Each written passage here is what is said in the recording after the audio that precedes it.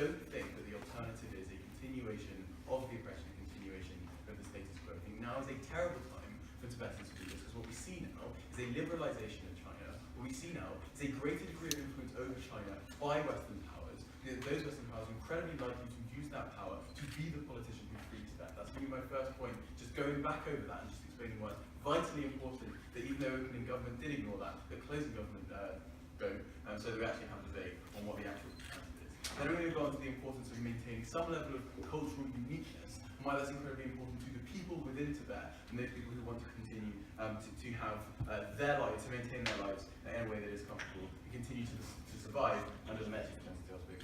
But firstly, 2 points of rebuttal from David. Right? This first one, this idea that it goes against their faith. So if I did respond to this, but just to go over it again, what has happened here are Tibetans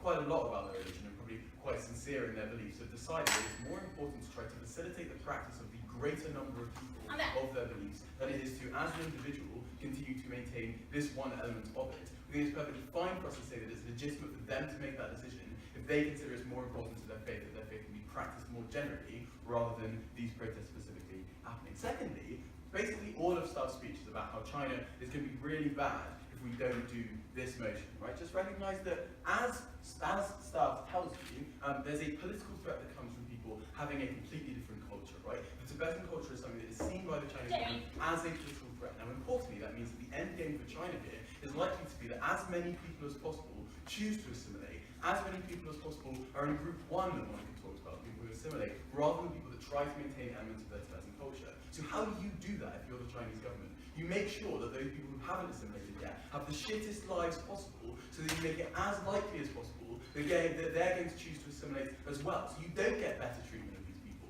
What you get is treatment of those people who are massively demonized because they're told, one, Tibetans themselves no longer want that independence, Tibetans themselves no longer want that separation, but two, the fact that you've decided not to means that you are uniquely the bigger threat. You're the target that we have. We have a smaller target to focus our oppression on and make it as clear as possible, but we want you to stop, and we're going to do everything in our power to make your life shit until you do.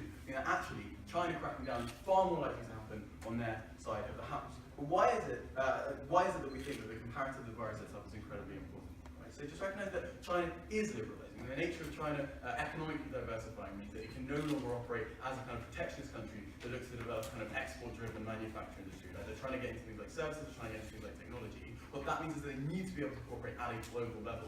That's why you see China and the USA making deals about environmentalist policy and that kind of thing. That's why you see China coming to the table in ways that it never has before.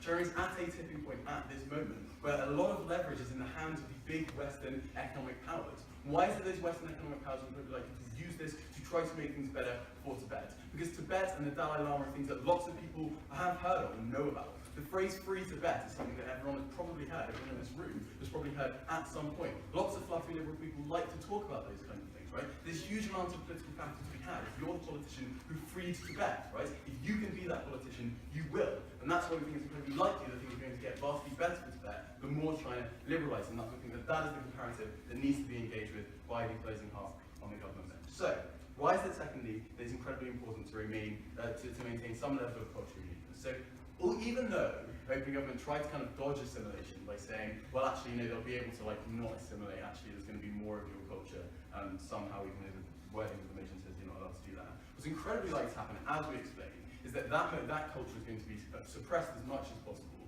The idea that they are a separate culture, that they do want to self-determine, is going to be something that has been completely removed. So at the point where you no longer want independence, you no longer recognize yourselves as a group of people who have completely different cultural values, who shouldn't operate within the same country, right? So at the point that that happens, you don't have that uniqueness and that cultural separation, and that is incredibly important. Why? One, because you have far less recognition of any form of oppression, because it no longer becomes an oppression of a specific group of people, rather becomes a separate type of oppression. These are Chinese people who are in unfortunate circumstances, just like all the other Chinese people who are in unfortunate circumstances, which means the ability for you to get political capital, for you to get support on people trying to protect you specifically is much harder, because you join a much bigger group of people, much harder to advocate for you. Secondly, incredibly important, is that the existing ways you can get money into the status quo if you're a Tibetan are massively diminished. Why? Because a lot of the time people go to Tibet because they've heard about it, because they've read about it, because they want to experience this culture, because it's something that is unique and special and well known. That's why people go there, right? The fact that people are going there creates revenue for those people. people want to learn about the culture, people want to buy things from people in those areas, right? That is a way of getting money. I mean, people getting money is incredibly important for their continued survival. When you take away that source of revenue, you also place people in a situation where the Chinese government want them to have a choice between assimilation and starvation. It's incredibly likely that that will be the choice that's presented to you. Sure. Yeah. In status quo, not only is culture diminishing, but they cannot leave Tibet because they are being recognized as terrorists that burn themselves. Therefore, a declaration of loyalty is something that is going to solve at least the Chinese cracking down on them, even if there might be some racist left. So that PLO was a great opportunity for you to engage with the Nika practice that we've already set up, right, and explain why actually it's kind of likely that those things are going to become less of an issue. It's very likely that China are going to be doing those things less. What we think is that actually those kind of things are going to decrease. You still have to engage with that. Right.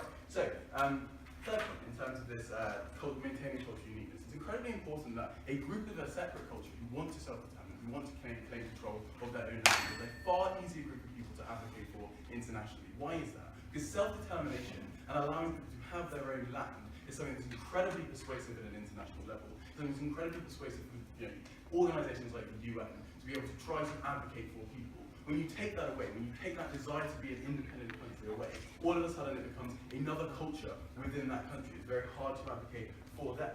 And given that things are being made worse for them, political pressure is going to be made much, much harder, right? Fourthly, in terms of, I just think it's important that sometimes people have identities, and that those identities are important to them. If they feel like they don't belong anywhere, that's probably quite upsetting for them, right? If you're trying to assimilate, as Ryan explains, it's incredibly difficult because you are different. The things that you've been brought up on are incredibly unpleasant for you to try to get rid of. You feel like those things have to be taken away from you. That is incredibly upsetting for people. I think that is an impact that's incredibly important to recognize here, is that for specific individuals, and specific individual Tibetans, particularly the ones that haven't already done something to assimilate now, right? Because if things are really that awful, they would probably assimilate to some degree before if they didn't care that much about it. They probably do care a lot about it. It's being taken away from them, and they can't access it, and that's part of their identity. So we should respect that identity, and taking it away from them is a harm that needs to be recognized, and that's why